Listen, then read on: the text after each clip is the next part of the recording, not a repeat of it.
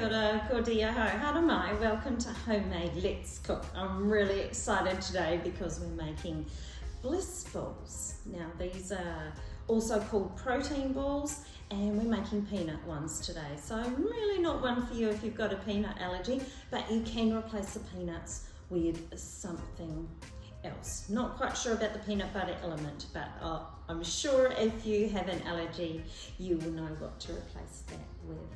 So what are we going to need? Now, first of all, I'm going to say that I've kind of halved this recipe or use this recipe and then increase it depending on maybe how many ingredients you've got. Because if you've only got a certain amount of ingredients, well, you can cater the amounts to suit. All right, so the basis, we've got peanuts, we've got half a cup. Now I've actually chopped these up already, not finely because they're actually going to go into our little food processor here. I've got 1.5 tablespoons of dark chocolate drops. I've done the same with them, and I've also done the same with our pitted dates. So there's half a cup of those. There's 1 tablespoon of cocoa, 1 tablespoon of desiccated coconut, and 1 tablespoon each of chia seeds and linseeds. Now these are all going to go in together, and they might make a little bit of a mess as they go. No, actually, so far so good. But of course, depending on what seeds you've got, pop in anything. I don't see any reason why not. So dates going in, and look, in this kind of recipe, you can alter things or not be quite so specific depending on what you've got. So if you don't measure things out correctly, it's really not going to matter in a recipe like this. What will matter is how much of the wet ingredients that you put in to combine them together. So I'm just going to put it around there. Now into that, we're actually going to pop the peanut butter. So we need 2 tablespoons of peanut butter. This is quite runny peanut butter, but it's definitely one of our favourites, and it's the Bliss brand, which is a New Zealand brand.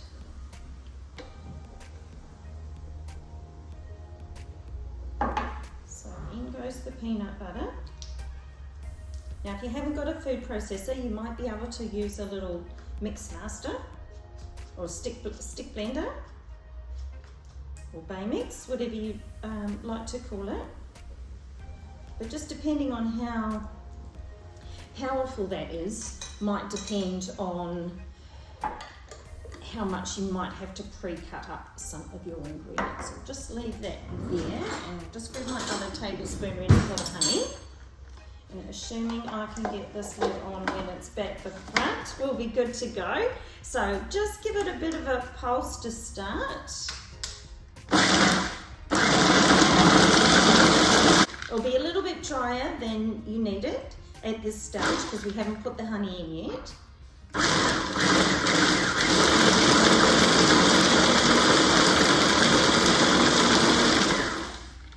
And just keep pulsing that or mixing it, depending on your settings, until it looks like it's well enough combined and some of those nuts have broken down a little bit more.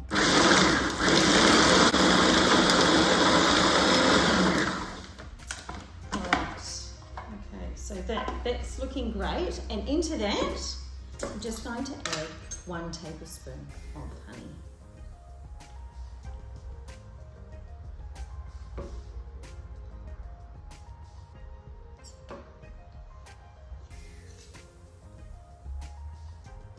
And once that combines, that's pretty much all there is to it. So we'll just whisk that up again for a few more seconds.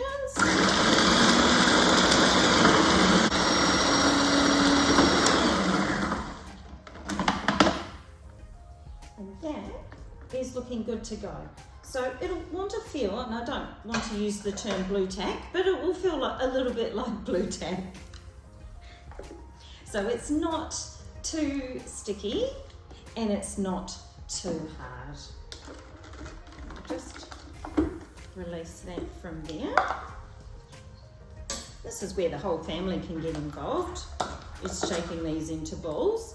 And of course, the size of the ball will depend on how big you would like your bliss balls to be. So a little bit smaller, generally speaking, a little bit smaller than a golf ball. So I've got this kind of this oversized teaspoon here, and that's pretty much a perfect amount, or a small dessert spoon. Now, as I say, this is not going to make a large amount, so just use those amounts I gave you and just multiply them through depending on what you've got. So if you've only got a tablespoon left of cocoa, use this recipe. If you've got more than that, you could double everything as long as you've got the ingredients. Now, what happens after we've shaped these?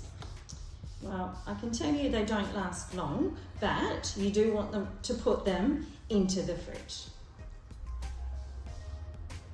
And then they will set. They won't become rock hard, if that makes sense. And what you could do is you could roll these in more desiccated coconut. I know I've got coconut in the recipe, but you could put roll them in some desiccated coconut as well, and that would look quite pretty. But everyone's going to love these. Not just for runners and cyclists and people that need a bit of a protein boost. These are great for just a snack.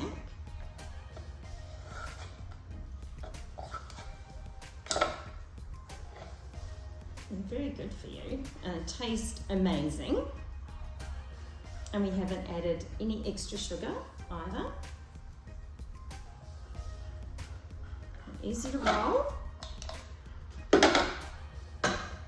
And they're even easier to eat. And as I say, they unfortunately don't last very long, which is why if you've got ample amounts of your ingredients, you might want to at least double or triple the amounts that we've used.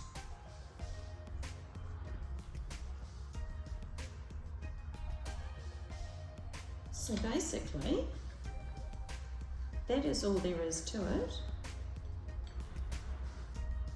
And these are going to go into the fridge, probably at least for an hour to 2 hours to firm up. And then your athletes or your family can enjoy them. Thanks for joining me for Homemade Let's Cook. I hope you really enjoy making and eating our peanut bliss balls. Thanks for joining us. Ka kite.